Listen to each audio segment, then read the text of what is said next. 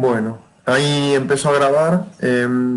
La idea es que veamos al principio de la primera hora, hora y media, quizás lleve un poquito más, didáctica general. En la idea que de didáctica general trabajemos el texto de Festemacher y Soltis, que nos quedó por hacer una partecita, los capítulos 2 y 3. Después yo los voy a publicar en la clase también para que accedan desde ahí. ¿Qué tal, Alan? Eh, y Buen día. buenas, buenas. Y también que trabajemos currículum, los textos, más que nada los textos de Flavia Terici eh, de Alba, Alicia de Alba. Por supuesto, retomaremos el texto de Inés Dussel. Lo que suelo hacer yo es articular entre los textos para que ustedes puedan hacer las relaciones también, más que de hacer una lectura o de explicarles lo que dice el texto. Prefiero hacer articulaciones entre los diferentes conceptos y también mencionar algún contexto histórico o cultural o bien de la actualidad para que podamos ver, digamos, en acción, para que podamos poner en práctica estos conceptos.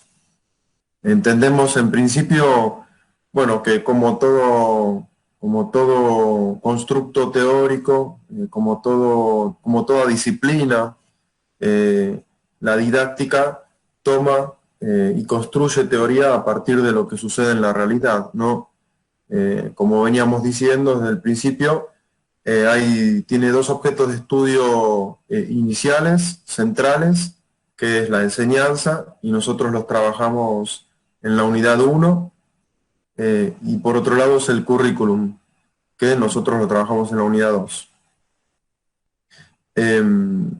A ver, hago un repasito pequeño con respecto a los textos de la unidad 1. Antes que nada les quiero comentar algo. Vieron que nosotros, bueno, no sé si estaban al tanto, si se fijaron en el calendario, para la semana que viene tendríamos el primer examen.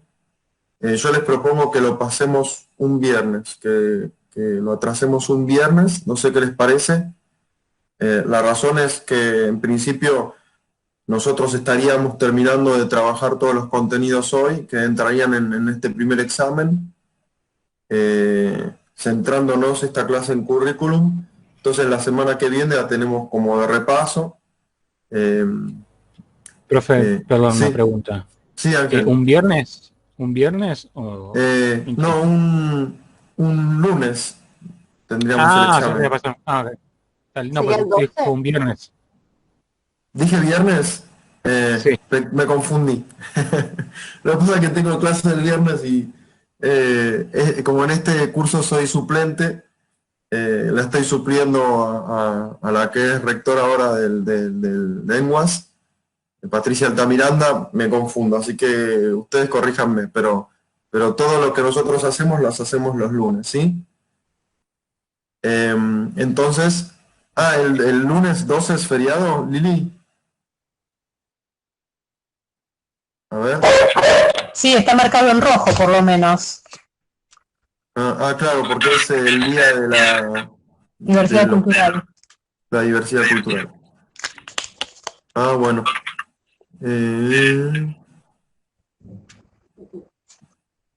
No me esperaba con ese detalle. Gracias, Lili, por hacernos notar eso.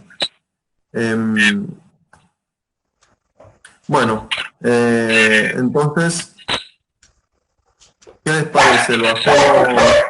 ¿Ustedes creen, cómo lo ven? ¿Cómo vienen con el contenido? ¿Quieren que lo hagamos el 19 o el 5? Es una diferencia de tiempo importante. Yo prefiero el 19 para no leer. ¿Vamos al 19? Bueno. Sí, yo también. Vamos al 19. Yo creo que tenemos tiempo, así que de última le metemos un poco de pata a las unidades 3 y 4. Pero bueno, vamos al 19 entonces. ¿Belén? Sí, en algún momento vamos a hablar de cómo va a ser el parcial y esas cosas. Sí, sí, lo puedo comentar ahora mismo. De hecho, ya que, bueno, la clase que viene, lo más probable, publique en la clase un modelo de examen. Igualmente ustedes pueden verlo si entran a archivos. Yo creo que debe estar publicado un modelo de examen. Pueden mirar Hay, ese. ¿Cómo? hay dos modelos. Hay dos modelos de examen. El modelo de examen que sería el de primer parcial. A ver si los veo. Modelo de examen. Esperen que estoy en aproximación acá. Vi que participaron un montón en los foros y yo no estuve respondiendo. Me voy a poner al día estos días. A ver, estoy en material extra, modelo primer parcial y primer parcial. Bueno, el primer parcial, primer cuatrimestre, es el examen que tomé el cuatrimestre pasado y está en archivos, en la carpeta que se llama material extra y bibliografía complementaria.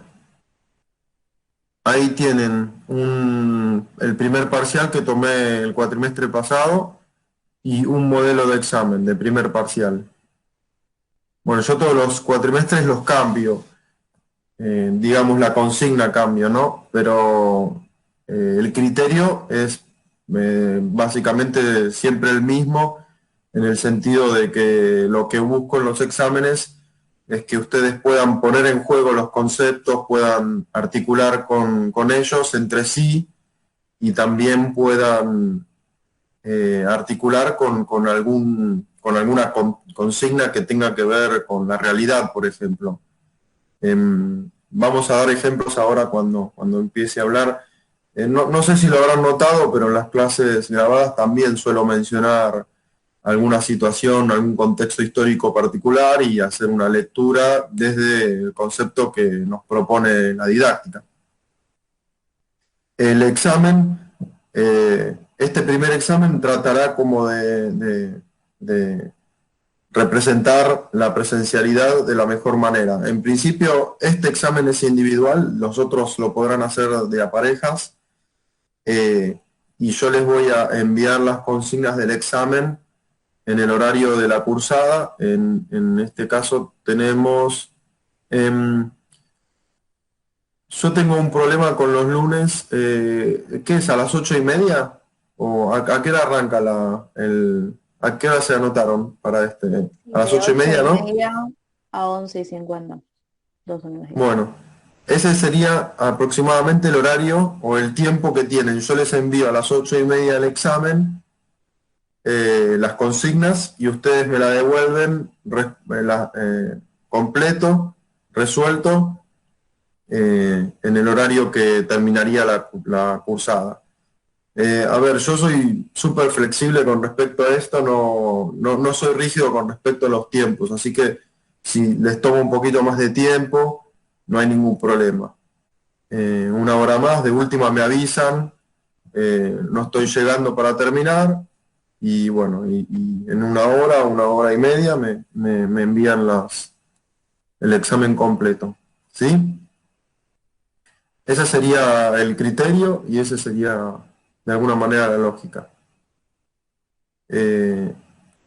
Bueno, y después está, cuando empezamos la unidad 3, ya les voy a pasar una consigna para hacer un trabajo práctico que va a ser a un poco más largo plazo. O sea, ustedes tienen que preparar una planificación según algunos contenidos y tienen una fecha de entrega que será en 2 semanas aproximadamente. Y además, cuando me vayan entregando, yo les voy a ir pidiendo que cada pareja que integra la planificación de la cursada, al final de la cursada, revise una planificación de compañeros, compañeras. Y me hacen algunas observaciones según algunos ítems que yo les propongo. De eso se tratará el trabajo práctico que tenemos para hacer este cuatrimestre, y después de eso tenemos el segundo examen, que de alguna manera también es un trabajo práctico, que es integrador, o sea que en ese examen van a tener consignas donde van a trabajar contenidos de las unidades 3 y 4, pero además retomaremos unidad 1, 2 y cognitivismo. ¿Sí? Eso es lo que nos queda por delante para didáctica general. Perdón, Guillermo, una pregunta de Sí. lo que no, del examen de la primera unidad, o sea, el que se viene. ¿Ese es tipo sincrónico, como que nos conectamos con cámaras y eso, o es más como mandás un mail, lo hacemos y volvemos? No hace falta que nos conectemos de manera sincrónica. Es sincrónica en el sentido de que ustedes van a trabajar en sus casas en el horario de la cursada, pero no lo vamos a hacer con cámaras y no lo vamos a hacer con un Zoom o un Google Meet, ni nada parecido. ¿Está bien? Sí, no, pregunto más que nada por conectividad y esas cosas. Sí, la verdad es que buscamos también, bueno, por lo menos mi postura es buscar facilitar un poquito la cuestión, comprender que hay diferentes realidades, eh, y tratar de darle la posibilidad a todos y a todas en el sentido de que, bueno, se comprende que puede haber dificultades tanto tecnológicas como de las realidades de cada uno. Cuestiones laborales o cuestiones de familia. Bueno, entonces, ¿está claro? ¿Sí? ¿Perdón? Sí, sí, gracias. No hay por qué. Bueno, ¿quieren que arranquemos con el contenido? Retomamos Festemacher y Soltis. Por ahí, a partir de Festemacher y Soltis, vemos un poquito el texto de Laura Basabe y Estela Cols, y de Daniel Feldman, que son los 3 textos para la unidad 1 y 2. Quizás después pueda hacer un punteíto de los textos de Brunner y Vygotsky, o sea, de Daniels y de Laura Basabe. Entender un poquito también por qué están estos textos en esta propuesta. Trataré de explicarles esa cuestión. Y bueno, y después arrancamos con unidad 3 y 4. Y cuando terminamos, arrancamos con aproximación a la práctica docente. Bueno, entonces tenemos estos 2 muchachos, Festemacher y Soltis. Es un texto bastante famoso en educación, quienes nos dedicamos a la educación. Los conocemos, bueno, Festemacher es más conocido, un poco más conocido, se dedicó específicamente a la educación. Es un texto es un clásico, digamos. Estas 2 personas se dedicaron a hacer investigación en las escuelas, y a partir de la observación y de la investigación sistematizaron algunas cuestiones, a partir de las cuales es como surge, cómo construyen ellos este concepto de enfoques, ¿sí? En la clase 2 ya les comentaba que, bueno, inventaron esta formulita para comprender de qué se trata la enseñanza. Y en principio, si se fijaron en esta formulita, están presentes estos 3 elementos de los que hablan Basabe y Coles en su texto, ¿sí? Recuerden que enseñanza está necesariamente compuesto por alguien que conoce algo, que conoce un contenido, conoce una habilidad, y lo transmite. Alguien que quiere aprender esa habilidad, que no conoce, que no sabe, y la quiere aprender, y el contenido en sí mismo, ¿no? Esa habilidad que se está tratando de transmitir. Estos 3 elementos son elementos básicos de la enseñanza. Pero bueno, ustedes verán que en la construcción del texto de Basabe y Coles vemos cuántas variables median entre estos elementos, tanto entre docente y estudiante, según la característica del docente, por ejemplo, ahí median muchas variables que pueden generar una obstrucción o pueden generar una ayuda, un aporte a la comprensión de este contenido por parte del estudiante. Bueno, verán que Festemacher y Soltis amplían un poco este elemento compuesto por estos tres elementos, perdón. Este concepto lo amplían un poco y van a decir, bueno, el docente enseña determinado contenido con determinado propósito a un estudiante, ¿no? Esta sería, digamos, la formulita que amplía este compuesto por tres elementos y aparte dice, bueno, nosotros, como hicimos estas observaciones, vamos a relatarles tres de los enfoques que pudimos distinguir en las observaciones. Entonces, ellos van a decir, por más que estos docentes sean diferentes, que podamos distinguir diferentes características en cada uno de ellos, vamos a observar que son docentes exitosos, ¿sí? Y el éxito para Festemacher y Soltis radica en que los docentes puedan lograr sus propósitos, ¿no? Sí, quienes hayan leído el texto y me quieran acompañar con respecto a esta interpretación, me pueden interrumpir o si me quieren hacer preguntas, por supuesto. Entonces, ¿qué tenemos? Tenemos tres tipos de docentes que van a generar determinadas características para enseñar su contenido con determinados propósitos y para generalizar esta situación, Festemacher y Soltis van a llamarlos como enfoques, ¿sí? Enfoques docentes o enfoques de enseñanza. Es muy importante que ustedes le presten atención. Lili, sí, dale. Sí, perdón, por ahí me adelanto un poquito, pero es una consulta sobre una porción justamente del texto.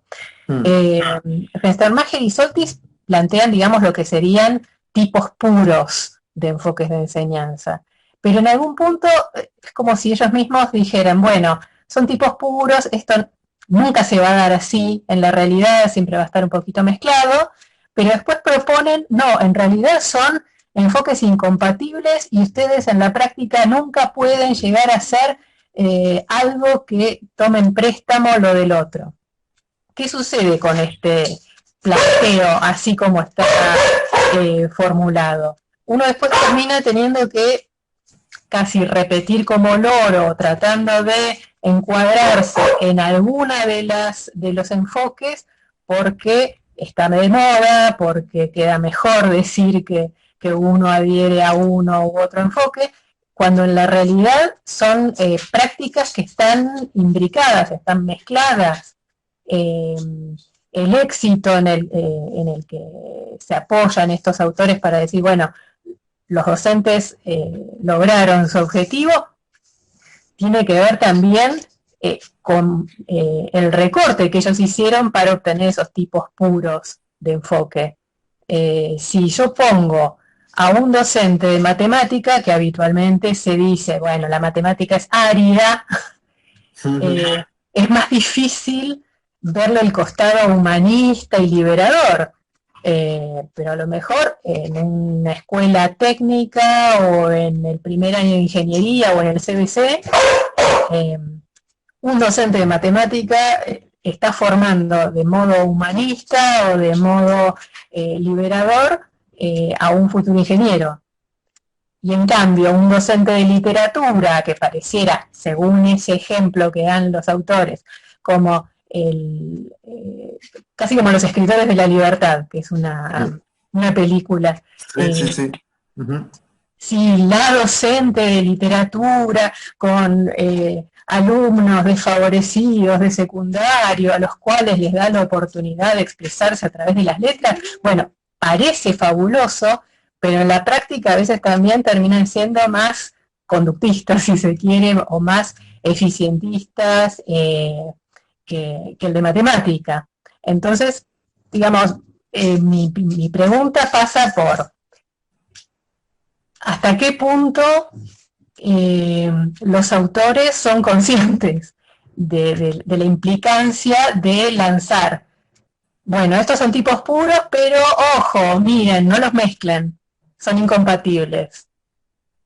Sí, exactamente, Lili, concuerdo con vos. O sea, acá este texto es tan famoso dentro del contexto de la educación que hay como, no sé, muchas interpretaciones, ¿sí? Yo estoy de acuerdo con vos que es sumamente tendencioso en algunas cuestiones porque la única, digamos, la única posibilidad que tenemos, por ejemplo, con el enfoque ejecutivo, de pensar algo bueno del enfoque ejecutivo, bueno, en estos sentidos que vos planteás, es que dice que todos los docentes son exitosos, ¿sí? Así que, pero como ellos están ubicados dentro de una perspectiva, digamos, más moderna, ¿no? Que ya están haciendo una crítica, una perspectiva que viene haciendo una crítica fuerte al positivismo y al conductismo. Decir que un docente está dentro del conductismo es, no es halagador, por supuesto, ¿no? Entonces, y además estoy de acuerdo con vos que ligar determinado contenido a determinado enfoque no le veo tampoco mucho la utilidad. O sea, tenemos que entender este texto en este sentido, que ellos son observadores, que lo que buscaron, investigadores, quiero decir, que lo que buscaron era construir una categoría, y para construir una categoría lo más funcional posible fue determinar características específicas a cada enfoque. O sea, la mejor forma de definir enfoque para ellos fue construir enfoques que son totalmente diferenciables uno del otro. Pero atengámonos a esto que también vos, Lili, mencionás, que estos son esquemas. Si cada uno de estos son esquemas posibles, y podemos hacer una interpretación con respecto a esto. Son modelos puros, como dicen los autores, pero no son modelos a seguir. O sea, ninguno de nosotros vamos a ser, si queremos ser terapeuta, y bueno, no tiene que ver con que nosotros sigamos una receta que ellos plantearon, ¿no? Lo que ellos están demostrando es que hay diferentes tipos de docentes, que ellos los llaman enfoques, y que pueden ser diferenciables con ciertas características, ¿sí? Es más que nada, esto es lo que nosotros tenemos que atender del texto, lo cual nos amplía el concepto de enseñanza, ¿sí? Tengamos en cuenta que el concepto de enseñanza es una categoría que nos sirve a nosotros para mirar cómo se desarrolla el rol docente, y que el rol docente tiene muchas formas de representarse en la realidad, ¿sí? Y solamente estos tres ejemplos que plantean los autores, que son construcciones muy subjetivas, digamos, porque supongamos que ellos vieron cientos de docentes y construyeron o tomaron los ejemplos que mejor les servían a ellos para representar la categoría de enfoque, ¿no? Pero simplemente nosotros lo tomaremos como esquemas, como para conocer que hay diferentes formas de ejercer la docencia con diferentes características. Bueno, no sé si acompaño tu lectura, Lili, de esta manera. Bueno, entonces tengamos en cuenta esto, que lo que plantean los autores son estos enfoques que tienen éxito según sus propósitos, y que los distinguen según la materia que dictan, ¿sí? Y le sumamos esta lectura que acabamos de hacer. Lo que yo siempre repito en la materia es que muchas veces, y por ahí lo pueden observar en las presentaciones, muchas veces lo que esperamos de la didáctica es que nos brinde herramientas para poder ejercer el rol de una manera más eficaz o más útil en el sentido de que ustedes quieran darle. Por ejemplo, muchos quieren que sus estudiantes aprendan el contenido que quieren enseñar. Bueno, yo lo que siempre respondo es que sí, podemos dar herramientas desde la didáctica, podemos tomar algunos aportes, pero la docencia no se ejerce a través de una receta. ¿Sí? El texto de Festemagis Stoltis muchas veces fue tomado de esta manera. Bueno, a ver, yo quiero ser docente ejecutivo, a ver qué tengo que hacer. Y no les digo que es una interpretación subjetiva. Muchos autores tomaron este texto de Festemagis Stoltis y desarrollaron cientos de enfoques, no 50 más, cientos de enfoques, y me parece que esa es una lectura errónea del texto también, ¿no? Porque la docencia no se trata de eso, me parece a mí. Desde una perspectiva un poco más humanista, lo que tratamos de entender es que la docencia es un rol que se puede ejercer con profesionalismo, pero hay innumerables formas de representarse como docente, ¿no? Entonces, tenemos a Festemagis Stoltis que tienen esta propuesta, y los tres enfoques que tenemos son, por un lado, el enfoque ejecutivo, por otro lado, el enfoque terapeuta y por otro lado, el enfoque liberador. Yo voy a hacer un repaso muy resumido de cada uno de ellos y les voy a proponer una ayuda memotécnica también para ver si les aporta. Y se los aclaro porque esto no lo dice el texto, es una interpretación mía que hago en el sentido de facilitar la lectura del texto también. Pero a mí se me ocurrió que cada uno de estos enfoques focaliza más en alguno de los elementos que proponen Basabe y Coles que en otros de los elementos, ¿sí? Por ejemplo, el ejecutivo, si nosotros leemos el texto, vemos que ellos, Festemagis Stoltis, lo definen como un gerente del tiempo. ¿Sí? Al ejecutivo le importa mucho que los estudiantes reciban por parte del docente el contenido que se propone en un tiempo determinado. ¿Sí? Es muy importante para el ejecutivo que no quede ningún contenido fuera del programa. ¿Sí? Entonces le dedica mucho esfuerzo a que en el tiempo determinado que él planifica se vaya dando el contenido que se propone. Para esto, ¿qué hace? Hace exámenes, propone diferentes exámenes en corto tiempo, en formato con la idea de obtener un diagnóstico, ¿no? Para saber si sus estudiantes están aprendiendo el contenido en el tiempo que él se propuso. Sí, y esta y otras características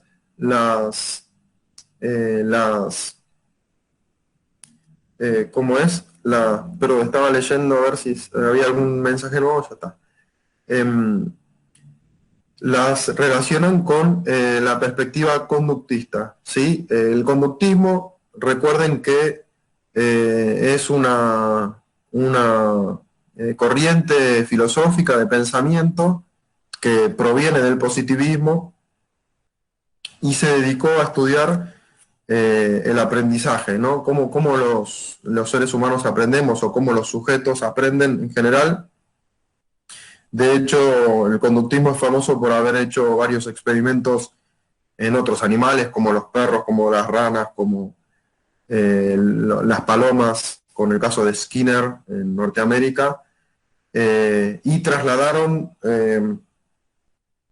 todos estos descubrimientos que hacían, los avances en las conductas, que eran para ellos avances observables, a los seres humanos.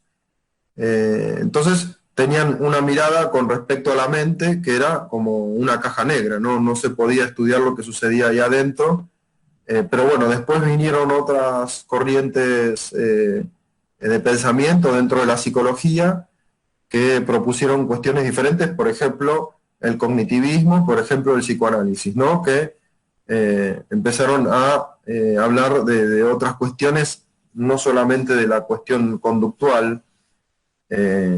Solamente un repasito para que recordemos. Entonces, como lo único observable es la conducta, el examen en la educación es ese elemento para controlar el aprendizaje, o sea, donde se puede cuantificar el aprendizaje, donde se puede hacer observable, ¿sí? Que nosotros adquiramos un contenido. Pensemos que este es el origen de la evaluación, ¿sí? Y que mucho de esto hoy en día se sigue manteniendo a pesar de que el conductismo ya no es hegemónico dentro del escenario del aprendizaje y de la enseñanza, ¿sí? Entonces, este docente, ¿qué hace? Toma exámenes en pequeños lapsos de tiempo para poder saber a ver cómo están sus estudiantes, si están aprendiendo lo que él se propone que aprendan. No es como un ejercicio de control.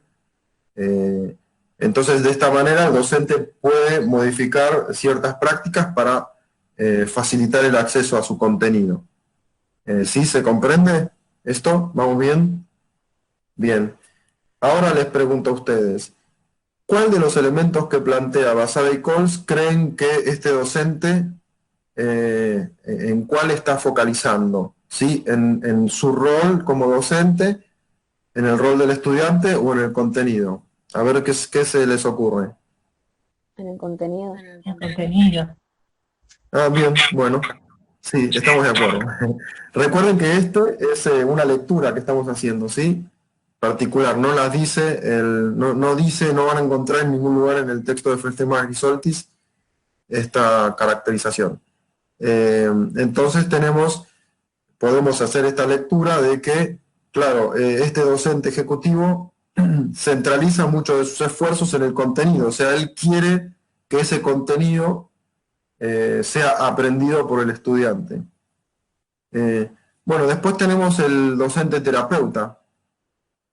Este docente terapeuta está representado por una docente de literatura inglesa, ¿sí? Está mala la traducción en el texto, creo que dice docente de lengua o docente de inglés, ¿no? No, bueno, no es docente de inglés porque además ellos son norteamericanos, no tienen docentes de inglés, sino docente de literatura inglesa, porque aparte si ustedes siguen leyendo después se darán cuenta, como mencionaba Lili antes, que es una docente que busca invitarlos a leer novelas según sus necesidades. Bueno, esta docente le interesa mucho conocer el contexto del estudiante, ¿sí? Busca conocer cuáles son sus necesidades, cuáles son sus preocupaciones y en función a eso hace su propuesta educativa.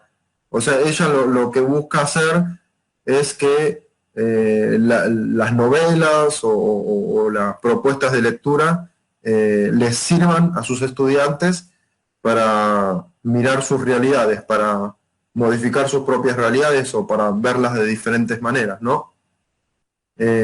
A esta característica, Felstemar y Soltis la asocian con el psicoanálisis, ¿sí?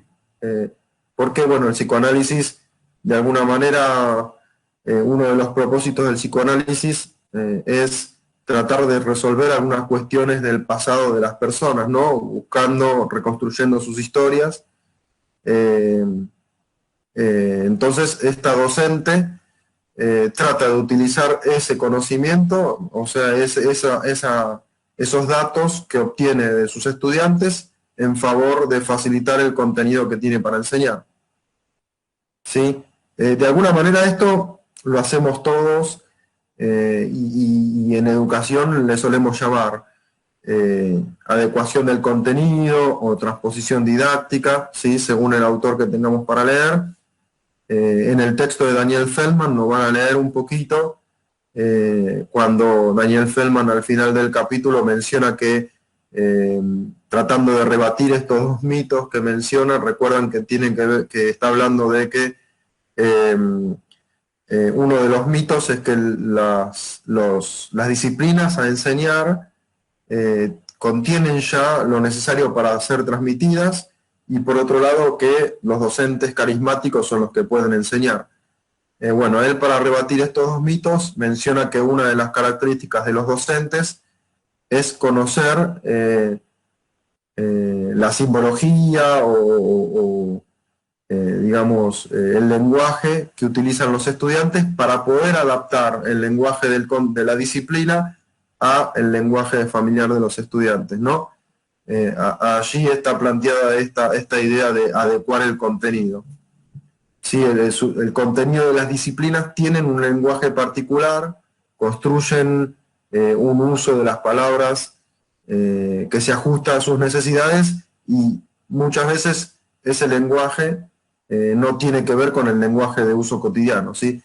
Por ejemplo, el concepto de enseñanza es una palabra común que todas las personas las conocemos y la usamos en lo cotidiano, pero didáctica utiliza ese concepto de una manera bastante particular, diferente a la del uso cotidiano. Entonces tenemos este docente terapeuta que se interesa en las realidades de sus estudiantes con la finalidad de adecuar el contenido y brindarles un aporte más allá del contenido además. Bueno, y a ustedes en este caso, ¿qué les parece? ¿Cuál de los elementos que plantean Basabe y Coles está enfocándose este docente? ¿Cuál se les ocurre? El alumno. El alumno, el estudiante, exactamente. En el estudiante. Bien, aquí tenemos esta característica del docente que hasta a veces, si nosotros leemos el capítulo entero, pareciera que lo que más le importa a la docente no es el contenido, sino que queda como en un segundo plano, sino conocer las realidades de los estudiantes. A veces, recién Lili también mencionó una película que suele mostrar estos tipos de docentes como docentes interesados en sus estudiantes, y por ahí esto entusiasma, ¿no? Que a veces los docentes no tenemos tanto tiempo para conocer la realidad de los estudiantes, pero bueno, qué sé yo, a mí me parece como una propuesta interesante que el docente se interese en los estudiantes, ¿no? Y después tenemos el texto, la parte del docente liberador, ¿sí?